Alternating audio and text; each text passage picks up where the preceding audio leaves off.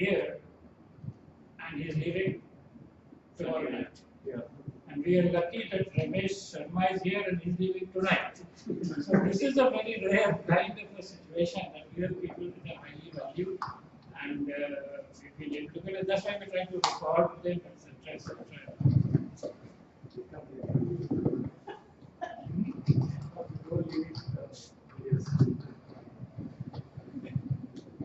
It also shows my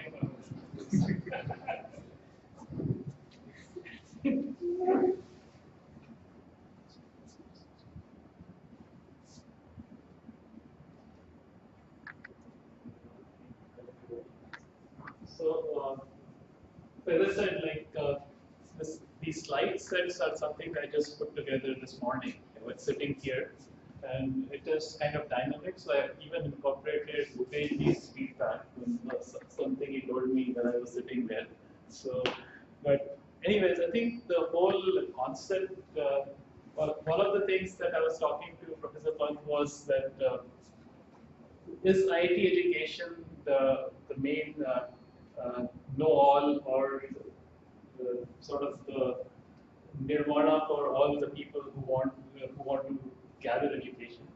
I didn't know anything better, so I was born in IIT Kanpur campus. So that was actually there was a small hospital, so that's where I was born, and I spent 21 years of my life right there. So I was living in a cocoon, so I was not able to go outside. And just so happened that when I was in 12th, 11th grade, everybody was studying for IIT. I also did, and I ended up, I didn't apply anywhere else because I knew that if I didn't get into IIT, I will go, I had some weird notion of that I will become a physics professor because my dad was professor, Pantanpal was professor of physics. So I just applied for IIT. Fortunately, I got in, and then I spent next 4 years at IIT Kanpur again. And after that, I've been in the US. So basically, went to Princeton first, and then worked in California, and then joined a professor who was going to Hawaii. So that was an adventure, staying in Hawaii when you're 21. Looking back, those were the best 4 years of my life. And as Pantanpal said, I had some differences with my professor. So I ended up not working with him, worked with somebody else. So I lost my fellowship or scholarship during PhD. So then I was teaching. I went to chemistry department, and in chemistry department they needed a tutor. So I had to survive. So I said to the professor, "I have learned chemistry in IIT, so I'll basically teach the girl, basically all the students." It ended up that there's a reason for that because this was a mandatory class for all the undergraduates. So it was like 250 people class every quarter, and they were obviously like 50% of them were girls. So I was teaching, being 21, I was teaching chemistry lab to 17-year-old girls. And so that was the happiest part of the So chemistry. Yeah, so I had another lab assistant, basically teacher who was from Pennsylvania. So he said that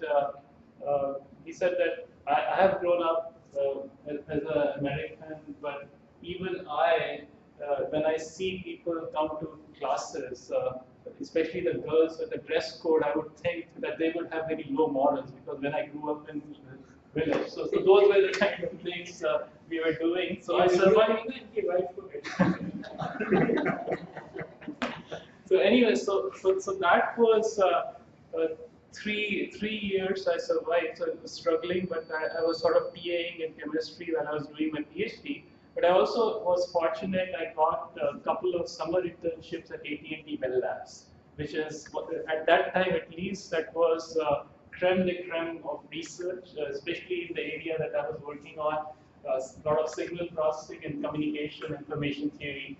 So I got to see a lot of people. So Arno Penzias, he's a Nobel laureate. So he sort of had a lecture when we first joined as summer intern. So So they treated basically summer interns very carefully because they invested in them because they felt like these are the people who can help them later on. So they gave us a lot of freedom. So I worked in the first year itself. I worked on a project which was ultimately we got a patent out of that work, 3 months of work. So that gave me a lot of real world experience. So I think more than being basically getting IT education or PhD, getting to work with those kinds of people where a lot of positive energy and open discussions are happening, those are the kind of experiences in the world which basically changes a life. And for me, as an individual, I think that was a key turning point because I felt that not so much from the IT education because most of my IT education was like what in Hindi is called Ghircha because everybody was applying to IIT. I just applied and I was fortunate that I got into IIT and went through the 4 years and I did reasonably well there. But it never occurred to me that I could do something else. But going to Bell Labs where you saw, so I used to joke like I used to share the same restroom as Kernighan. So Kernighan is the Kernighan and Ritchie who wrote the famous book of C programming. So he used to come and so basically there were people like that and there were many other Nobel laureates who used to just roam around. So just imbibing those things and seeing that you could be doing things which they are doing, that was sort of the game-changing experience for me because that gave me confidence that you could do a lot of things which other people would do. So anyway, so 3 years afterwards, after I finished my PhD, and especially even though my PhD was very theoretical, which if I read it, I may not understand it myself because it was an information theory, measure theory, making how bits are compressed and how transmission is done. So basically Shannon theory and all that. But I was fortunate enough to be working and applying some of that into real world scenarios. So basically the 2 internships I did at Bell Labs was on video compression. So video compression, the things that we see today, like MPEG-4 or what we see in Dish Network, HDTV that we see, those were things that were being made at that time.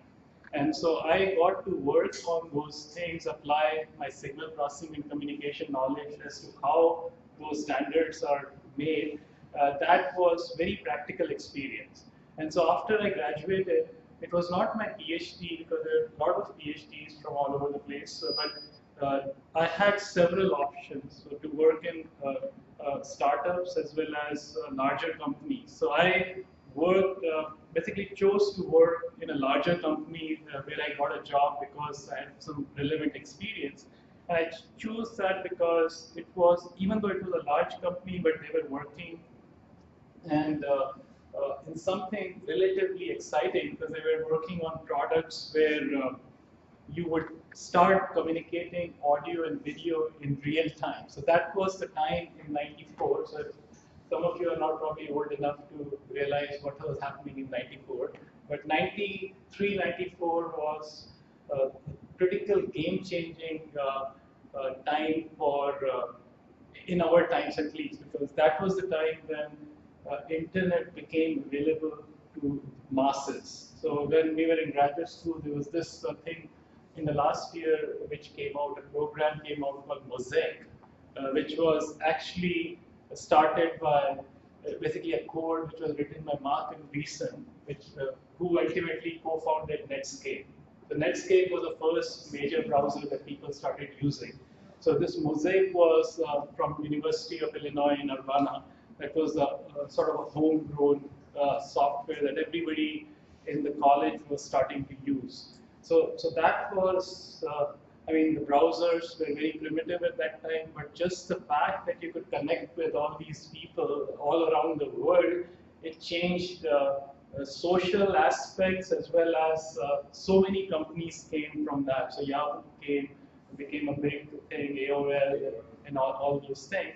So where I joined the company I joined called Rockwell, what they were doing was they were making Rockwell Semiconductor Systems. They were making chipsets for modems, so basically wireline modems. So at that time we used to have 28 was supposed to be very high speed, 28 kilobits, and then they were going to 56 kilobits. So the modems, like if you remember, some of the PCs used to come embedded. There used to be external modems also, so you used to connect, it used to make that sound and in the connection.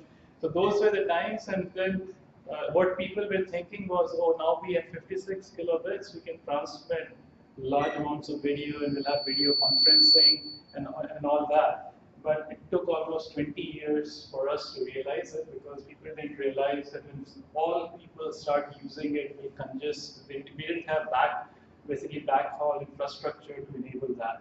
So that was something I was working on when I first joined. So we're working on video compression algorithms for next generation real-time communication. And then after that, what I did was I spent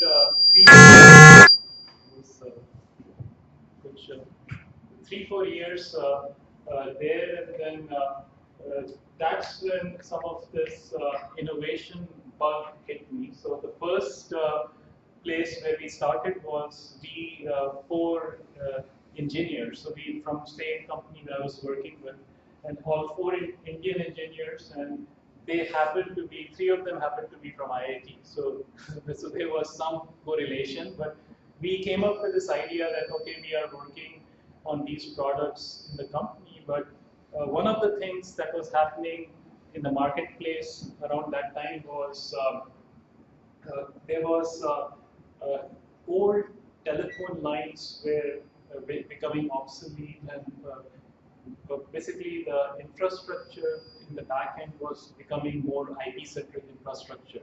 So all the data communication also was going to get more and more aligned with packet networks. So we came up with hardware architecture which would basically aggregate these voice channels in an PBX and do it digitally, and also do all the traditional telephony components and transmit that signals to over the packet network. So that was basically the idea. It was a complex idea, but we had skill sets of different kinds. So I had signal processing. One of my other partners, he had skill sets in designing chips, and one guy was marketing.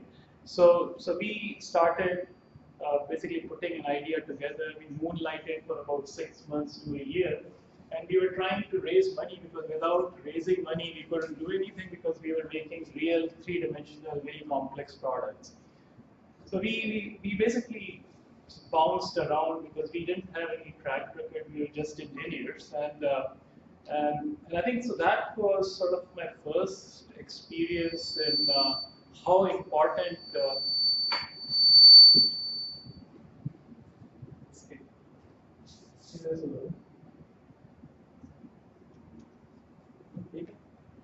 So that was my first experience with how important storytelling is, which is sort of this concept of, or the topic of today's talk. So storytelling is basically how can you convince others that you can do something, and it is very different and unique. So I think, and it is a skill set which is basically, it's not you're not born with it. I mean, there are some people who are more outwardly spoken, so they talk a lot and they gain from that. But that's also, they're acquiring that by talking a lot.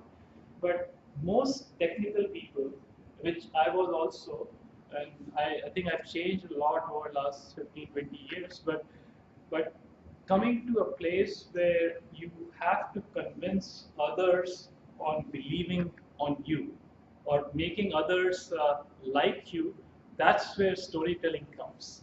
And I think so that's a very important skill set, and ultimately, as you observe, people who are successful more often than not are those kinds of people who can convince others. So even Adolf Hitler, he basically, people have bad connotations on what he did, but at the core of it, he was a very good orator. He could convince people. That's why he created this whole thing. So that's one extreme. But the other extreme is if you look at Mahatma Gandhi. I mean, he also has so much following. But if he wasn't able to convey his ideas to other people, nobody would have done it. For good or the bad, Arvind Kejriwal also. I mean, he's somehow convincing the Jhuggi Jhopdi guys to do what his vision is, right? So I think so. So that's one skill, or Kanhaiya, who is basically from basically a lot of people. He created a furore, and even government went after him.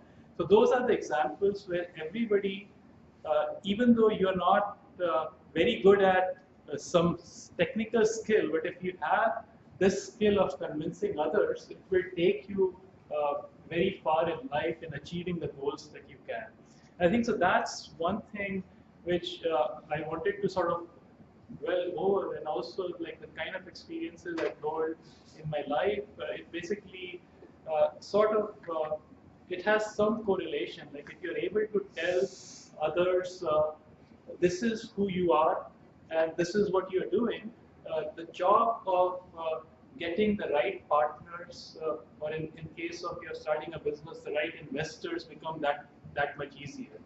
And this is something that, I mean, you're always learning, and it never finishes. Like even if your company is successful, at some point you have to go raise another round of financing, whether in public markets or private markets. So the fact that you're successful, it doesn't matter. You have to still keep on doing it better. And the thing is that it's so different at every instance of the company. So when you're first starting out, your job is that how do I find a partner, a co-founder, right? So you are selling your idea to the person who's right next to you, or you're going to meetups like this and you are trying to convince. So every time you have to be on top of your game. So you basically have to have the right desire, not just the skill set, but also prepare yourself for the moment to tell the right story for the right time. So when you're talking about so over last 10, 15 years, I have been involved in several startups now, and now I'm doing another new startup for last 1.5 to 2 years. And I also mentor in a lot of startup communities in California where I live. So one of the things which is becoming almost like a fashion these days is that there are all these business plan competitions, starting from elementary school to high school to even colleges. And so every semester you have people coming up with ideas and pitching it, and they have a set format now. So you basically start with just an idea, then you create a small pitch, and then they have formats like you have a 60-second pitch, and then you have a 3-minute pitch, and then you have a 6-minute pitch, and then you have a 10-minute pitch. So at the end of it, and the pitch is basically you're trying to communicate what other people should take away with what you are doing.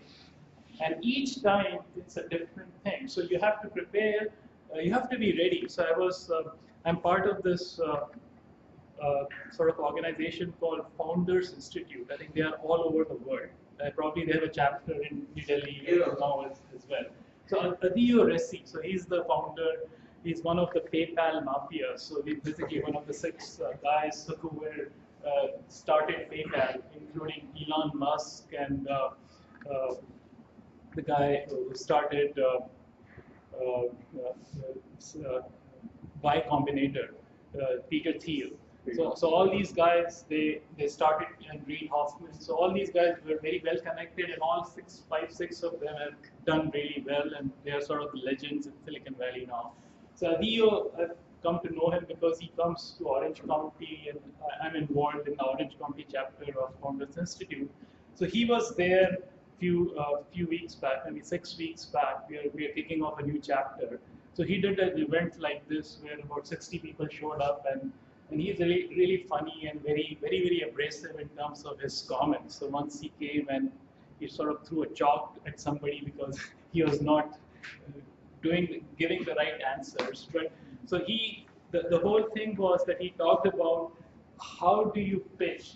And when you start, like if I'm giving a talk for 20 minutes, and if I say, oh, today I have a throat ache, and I come here and say that I'm sorry, I may not be at the top of my game, or basically, if I don't say, if I don't come out well, please excuse me, and then I start talking. He said, that's the worst thing that you can do. Because if you're apologetic, when you're starting to pitch, you've lost the first point that everybody will give you. Because so there is no excuse when you're going to start tell your story or your pitch. If you're dying, you still need to come here and don't say that you have something, because nobody is going to give a damn whether you're good or you're feeling good or not. What they are there for is what is that you have, what story do you have for them? Are you able to connect with them?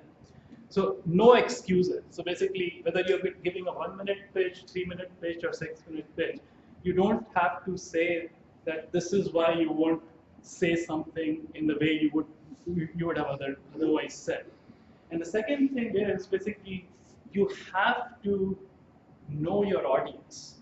So if I am speaking to you and I don't give attention to what you want to hear, I may be speaking anything. I may think that I'm speaking something which is very nice and I've done this thing, but if I'm not delivering what my audience is going to hear, then I'm failing in my job. So I think those are skills, I mean, those are things which are very easily done by anybody, right? We do it all the time. So I tell people that when my wife is mad, just by looking at her, I can tell that today is not a good day to try to get into a fight with her, right? So observing non-verbal cues or observing things which your audiences are saying will help me prepare or change on the fly how things are. So basically, first of all, knowing your audiences and also listening and observing fully of how you are reacting, how they are reacting to what you're saying. That's an essential aspect of storytelling. So no excuses, basically observing or finding out what your audiences are really wanting to hear.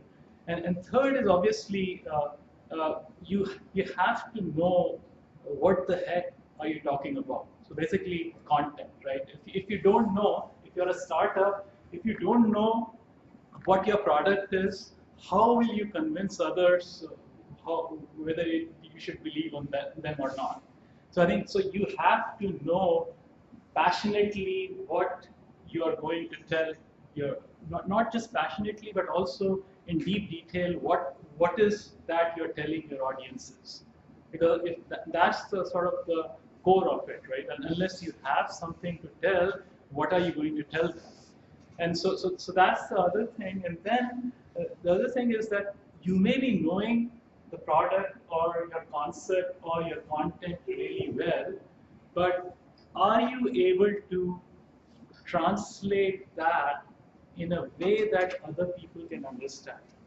So I may be very technical, or I may know the algorithm, the theory of the product that I have developed, and being a very technical people, especially people from IITs, they have this tendency to go deep down into explaining, oh, I have this basically machine learning algorithm which can use the data which is collected from these IoT sensors for this industrial application. And then I start telling him that this is how these are the neural networks I designed, and you are sitting there and saying that what the heck am I going to tell by these algorithms? If I'm not able to tell you in a very simple word what is the value, what is the problem I'm solving, who is benefiting from that, and what is the business model, I think that's the key thing that you want to translate to anybody. Because when you're talking to a general audience, you get a lot of different kinds of people. But if good storytellers or good leaders, they have this ability to sort of translate their ideas, distill them down into such ease that you're basically they start connecting. And I think the takeaways are very simple because ultimately, if you're not able to explain your business or your idea in less than a minute or 2 minutes or 3 minutes to somebody who you're having a conversation with, then yourself, I mean, your idea may still be very good, but you're still not very confident, like what is the main value that you're delivering as a solution. So I think so again, so coming back, I think no excuses, number one, and then knowing what you're doing very well, and then observing your audiences. So basically, knowing what your audience wants to hear and observing what your audiences are delivering. I think those are very key aspects. And then finally, simplifying the message so that it translates in a very easy way. So I think so. Those are some things that you can actually learn and continuously learn. So there are Toastmasters groups all around the world, right?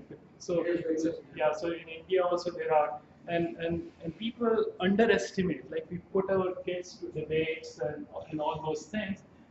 This is a skill which basically takes people very far. Like if you have the same skill sets, and if I get a person who is first of all is willing to stand up and speak, suddenly everybody starts noticing. If you go to a very technical person, so I've had some very brilliant friends, but if you make them stand up and have them speak 2 sentences, they will, I mean, they will first of all fail the cardinal rule of good storytelling. They will start making excuses, and the same goes for any skill set, like any singer. Like if somebody is a very good singer, if you ask him or her to sing, they will never say that they will not sing. They will start singing, and they will be very good. But so the fact is that you can be brilliant, but if you're not able to stand up and build a relationship with who you are talking to, you basically lose out at that. So that's why some of the IITians who are really brilliant, their career sort of plateaus. I mean, they will be still making really good salary, but they will remain as individual contributors. And we have seen in Silicon Valley, I mean, there's so much talk about IITians doing very well, but if you take down deeper, there are people, I mean, like Satya Nadella, right? He's not from IIT, he's from MIT. And he did something well. I mean, he was able to build a good rapport, and so that's why he's leading one of the largest software companies in the world. But we have also the flip side in Google CEO. So he's from IIT, but again, his track was not traditional algorithm and all those tracks. So people who are successful, they realize it very early that they need to build on some other skills, and that's why they go and reach the top. So the fact is that if you can be very brilliant, you can have very successful technical career, but if you really want to do non-traditional things, be on your own or build your own ideas, you have to have the skill of convincing others of what you are doing from a very early stage to even when you mature, when you become a CEO or you're in a board, you're always communicating. So you're always selling. So you're selling your idea, or you're selling your next financing, next round of public offering to the people in Wall Street. And they are brutal, like they want to know everything. They will question you. Even when you're CEO, you're having your quarterly calls to Wall Street people, and they will question you really from all the places. And your limelight is on you. So you better be prepared to answer all those questions. And CEOs, even people who are very good orators like Steve Jobs, I mean, there are a lot of stories on how anal he was in preparing for every presentation that he used to give. And he was a very good communicator. He would connect with audiences. But that was not something that he took for granted or people like him take for granted. You have to prepare. And so for every 20 minutes of presentation, there is like 20 hours or 100 hours of practice that goes behind it, especially for critical presentations. And I think so. I think so. That's something that I have sort of learned. I'm still learning. So I think it's when I go stand up, I mean, people still say that you screwed up here, you screwed up there. Like just before coming here, I went to a presentation where I presented in front of 1,000 people, and so there were six startup CEOs doing it, and we were sitting in one line. And so one of the guys who was next to me, he said that this is a feeling I always get. But when I was a kid in high school, we used to go do boxing, and we used to all sit in a line, and then next time we would be boxing with the person who was sitting right next to me. Because that's the kind of feeling I get, like because we were watching other people go in the ring, and the next thing you know, you have to go and start hitting the person who's sitting right next to you. Then we were all six of us sitting in the row. It was a 1 hour thing, and we had to do 10-minute presentations each. So the fact is that there is pressure always, and every time you go and start talking, you have to be on top of your game. So no excuses, knowing your audiences, observing what they are saying, and also crystallizing in your head that you're not talking to a technical person. You're telling your story in a way that other people will understand and take away.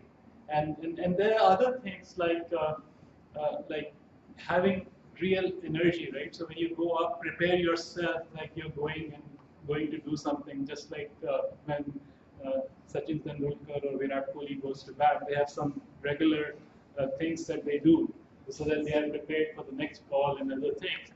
So it's sort of like getting your A game there and bringing the positive, real high energy, and also be prepared to deliver the key concept so that people can take away. And so I think that was sort of the general idea. So I actually didn't even use what I prepared. But one of the things that Upesh told me, so I was researching. So this is my background. So Upesh told me about Dastan Goi. So this is basically a Persian word. So Dastan Goi. So I was doing a research here. So it basically comes from so it became so popular among opium addicts that they make listening to stories an important element in their gathering in Lucknow and other places. That's how it goes. The prolonged intoxication and prolonged stories narrated by professional story was mostly combined. So I think people, this is not a new thing, right? So people, even to sell their afim business, they had storytellers who would, so that people will attract and come to their bars to. And there is the expression called Chandu Khane ki Gap. Yeah.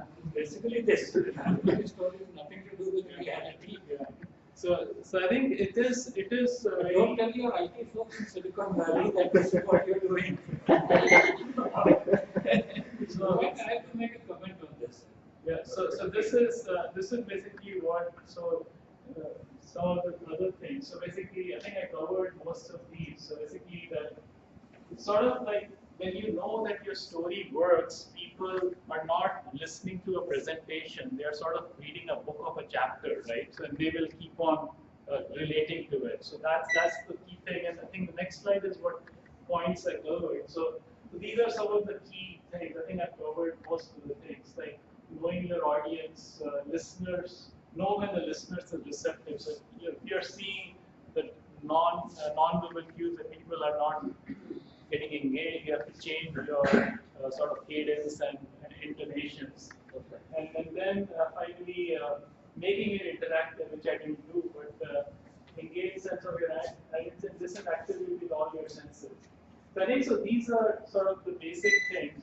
And what else?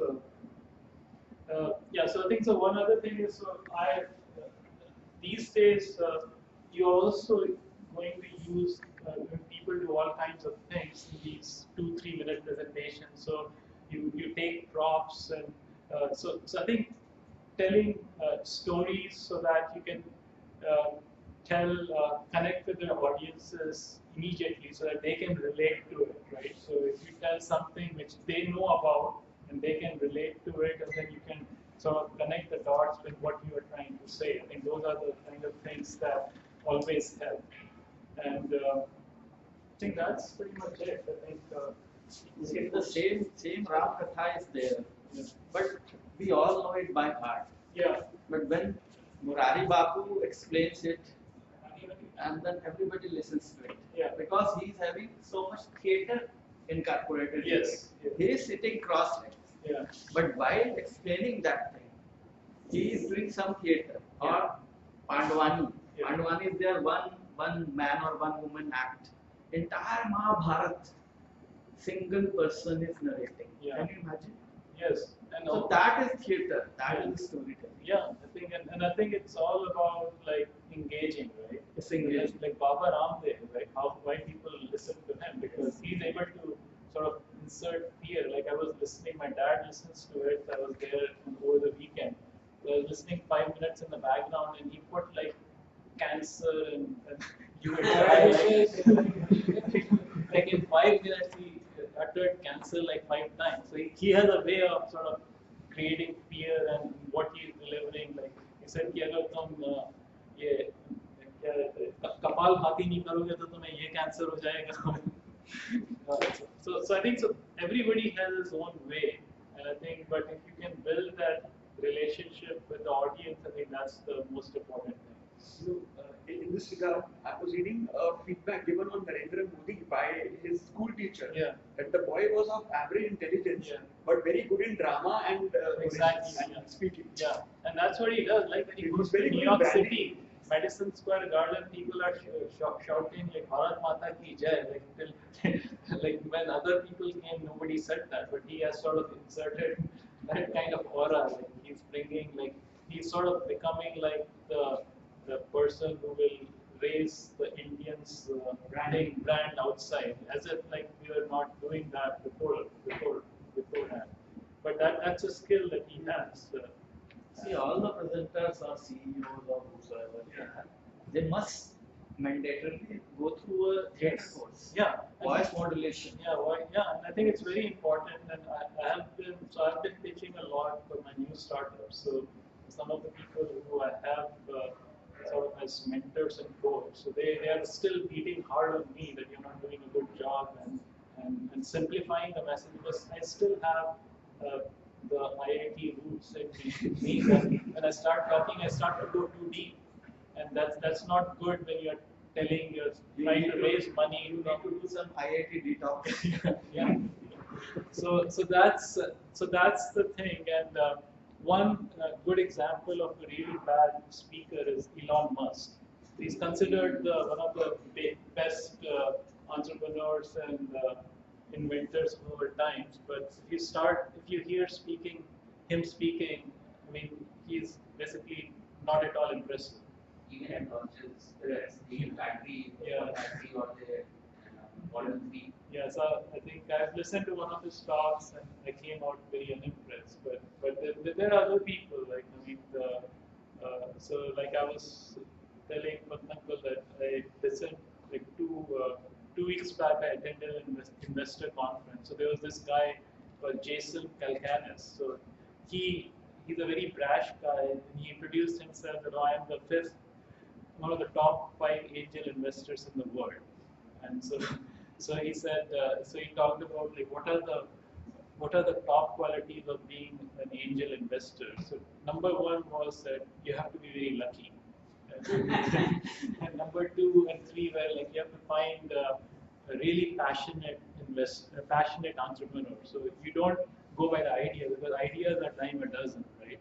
But if somebody has passion, like what Mr. Pant said earlier on, like you have to fail very rapidly, and ultimately, if you have passion, you will hit on something which will work, right? So that's the skill, that's the trait that we look for.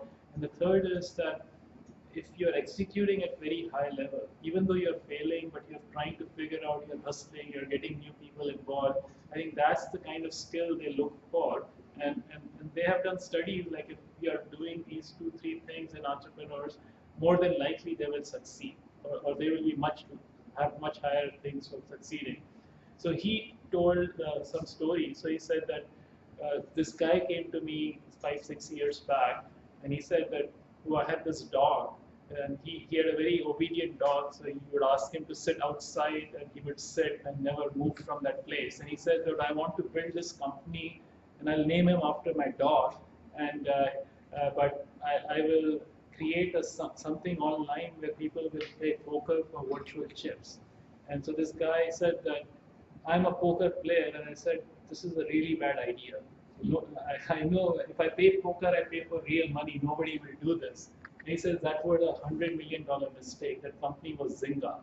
Zynga is the online games company which makes Farmville and all these things. Then he talked about another company. He said that that was a $200 million mistake. And then he said that this third guy came, and I knew that this guy had done something before, and he was really good entrepreneur. He said that I'm going to build this company. Or don't even tell me that you're doing it. Just take my money. I'll invest in you. He said, no, please listen to me. I'm doing this company, and this will be an app which people will use to basically hail cabs, and I'll call it Uber Cab. He said, yeah, you do this. I really believe in you, but just drop that cab and just call it Uber. And he said, and then when the movie is made, just like in Facebook, Sean Parker was credited for dropping the in front of the Facebook, just give me credits for that. So he said that that hasn't happened yet, but that was a $500 million win for him. So he invested about $300,000, and he ended up making $500 million on that. So that's an example, like just, and he was a very good speaker, and I think, and that's what basically connects you with audiences. So I think in this day and age where you have unicorns coming up from nowhere, I think so these young guys who have energy, who can demonstrate to people that they can really grow the business and they can growth hack, which is a common term these days of your customers, those skills become very important. I think I'll stop here and maybe take questions if there are. Yeah. Yeah. Okay, this is not exactly related to the topic, but it's based on your life experience. How would you compare experience of working in a startup as opposed to a large corporate? Because you have some experience on both. Yeah. Particularly for the US, because you are based there, and then for me the question is more relevant for India. If somebody else can also take that. Yeah, so I think it's not much different, right? So I think the only difference working in a startup and working in an organization is that the level of risk that companies can take is very different. So in startups, you can take tremendous amount of risk. So what startups do, even in this day and age, Google can do anytime, right? The first thing is that do they really care to get into a market or a niche that you're working on? So that's the business question for them. And the second thing is basically they wouldn't change their business models or their customers drastically just because you have a notion that this idea can succeed. So that's in terms of at a product level, that's the main difference. The people who execute are, or if you join a startup, you may be doing the same kind of work, but when you join a startup, you have to assume that you will assume multiple hats. So if you're not the kind of person who can multitask, or if you cannot take changing roles so the only constant in a startup is change. So next day you go, the product may change totally, so you'll pivot totally, right? So that's something that you have to be prepared for. And if you're not that kind of person, then you may be more happy in a more traditional job. So there's nothing wrong. I mean, if you're working for Google, I mean, today the brightest minds are working for Google and Facebook and Uber and things like that. But people who go for startups, first of all, they have internal desire. So something like they can do something different, maybe not even big, but it's something that you're doing in a very close, very small set of people, and you have large amount of ownership. Even I would like to add one point. In fact, a lot of entrepreneurs, for those who they have this idea, Yeah. but they need infrastructure and guidance. Yeah. For example, for Google Maps, Yeah. the 1500 employee actually invented Google Maps for Google, and he actually made a lot of money out of it, and he is just an employee. So it hardly matters much. It's on your gut whether you want to invent something for somebody or you want to do it for your. On your And the other thing in startup is that you have to be prepared to work with very fluid infrastructure, and so things will change from here to there, and suddenly one day you have one partner or one confident, it will change the other. So as long as you have a passion for a goal and you know what you want to achieve, you have to be prepared to take new partners, and that's why storytelling helps, right? If people want to work with you if you come out as passionate and also knowing about what you want to achieve. I think those things are needed.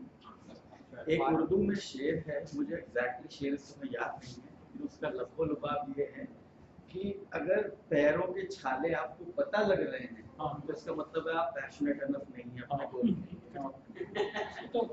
And one thing I would like to ask, as you said, you are kind of running a community also very interesting. And I'm also doing a similar thing here in Delhi, around the startups or entrepreneurs in educational institutions. So, like, what can be those tips from your end? So, to support that community, because I do it for community. Yeah. So I think the tips is first of all surrounding yourself with people who are like-minded like you, right? Because it becomes that's true for startups also, because I think one of the things is that it's a very lonely journey at times, right? Because your ideas will fail or may not work out. People come and leave because other people may not have the same kind of passion and same goals as what you have. So basically surrounding yourself with people who sort of know or believe in what your main concept or goals are. I think that always helps because you want to sort of mushroom that idea and have more spokespersons. So I think that will be one of the first things I would say, because and obviously then the other thing is creating a process which sort of self-sustain, because you cannot always be at the same place at the same time. So you have to sort of create some culture and some process which sort of grows on itself. And there are a lot of tools like Meetup and other things, and in this day and age, like social media, which helps do that. I would like to reiterate my question. Yeah. My question, like, I've been running it for the last 2 years. It's like more than 800 people for that sake of number. Otherwise, I hardly know actually what is the number. Yeah. See, I'm trying to act the thing you said, like getting those right people, like-minded people on this. And I'm trying to reach out also with all those measures of meters and all those stuff. But then I'm still kind of failing on getting the right people on.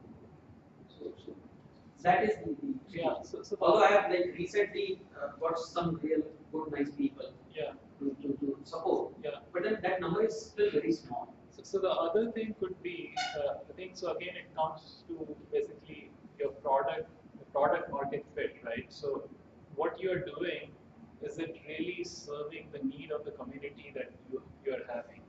So if you feel that there are few things that you can do which can really attract virality in terms of people who are attending it, then you should try to do more marketing of that and create case studies, videos, and because ultimately that's what will gather more people.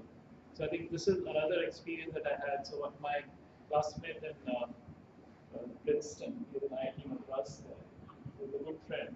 So recently, a couple of years back, I was looking for a CRM for customer relationship management software. There are plenty of those, but a lot of them are very expensive, and for small company, it didn't make sense. So we ended up using Zoho. Zoho is something which is free for up to 10 users. We tried it, and these guys in India also tried it, and it didn't work out. It was really crappy. And then I just asked them to use it. I didn't use. So one day I started using it, and it was really frustrating me. So I tried finding out who the heck created this company. And I find out that, oh, this is Sridhar Membu. So this is my friend from IT Madras, who's actually founder and CEO. And this guy, he did his PhD from Princeton in information theory. Nothing to do with this crappy software that we did.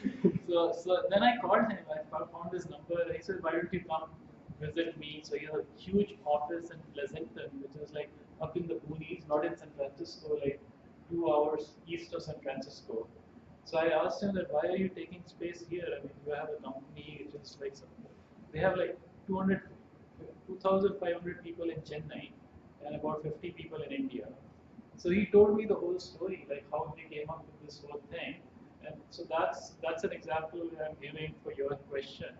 So he said that, so he was doing networking software because he worked in Qualcomm after his PhD. Then he started consulting in optical networking. And so they made a very good successful business. And in 2001, the whole telecom market crashed. He said, I had 145 clients in Silicon Valley. Next month, he had 0 clients because all the companies collapsed. There was no cash available. So they were just suppliers of services. So the whole thing crashed. He had like about 20 people, he had to lay off 15 of them. And the 2 founders, they just kept going and they started developing some software. This was in 2001 and 2003. And ultimately, one thing led to the other. They used to go to trade shows. They said that one trade show, 2-3 years down the road, suddenly, like you have foot traffic in trade shows. So somebody came, this Japanese guy came one day, and he started asking him all kinds of questions for 3 hours. Like it was very frustrating. He said we explained to him. The next thing you know, he went back, and 2 hours later, he got like 6 other Japanese, and they asked the same question. And they landed up the first customer in Japan, who then started using their tool like cows come home. So that was the main first customer. So he said that we found one customer for that. So in this whole world, if you create something and you find somebody who likes it, you have to learn from what is it that's triggering their likeness.